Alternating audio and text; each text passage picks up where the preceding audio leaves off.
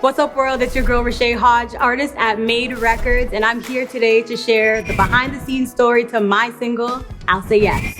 The experience to writing I'll Say Yes was a very long process, I will say. It was partially because of me.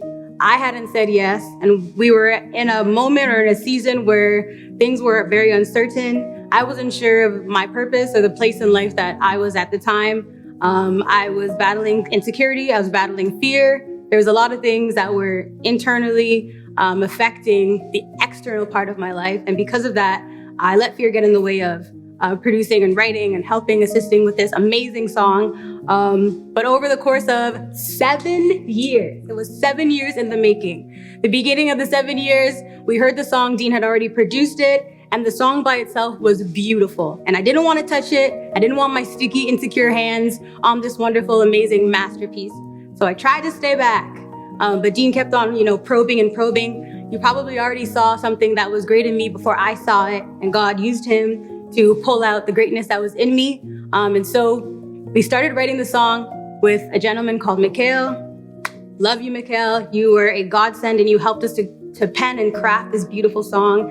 And then the rest was just history. We started to continue to write to it, and before you know it, we had penned these magical, beautiful words, and the story became real for me when I started to take on more of a writing role in the song, overcoming the fear, overcoming the obstacles of not feeling like I was worth, anything, and I didn't feel like I was adequate. I had the adequate skills to do what I needed to do, and this just goes for my journey for my whole life.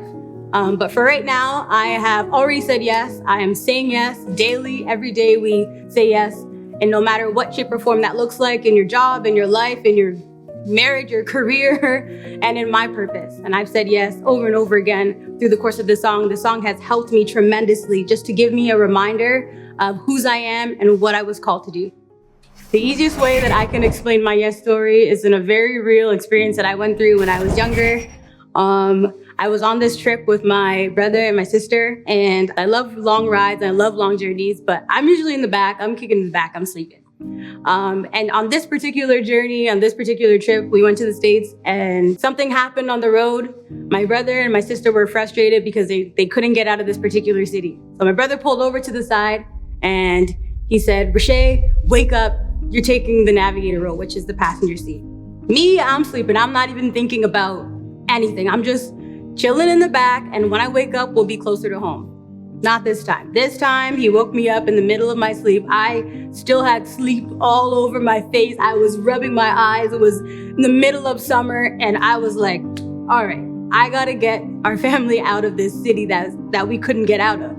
And after a couple times, we'd gone through U-turns and gone through roads that we were not supposed to go through, and finally, we got out of this city. And it took that for me to now become, I'm like the navigator of the family. Nobody can go on long trips because I had taken on that role that one time. And because I did that one time, I was the certified navigator for all long journey trips.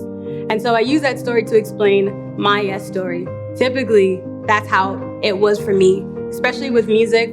I've taken on more of a supportive role, and there's nothing wrong with taking a supportive role. I think there is a lot of power in it, but I felt this calling and this pulling and this tugging to get, music done not for myself, but because God had wanted this thing from me, and he wanted me to step out into this unknown.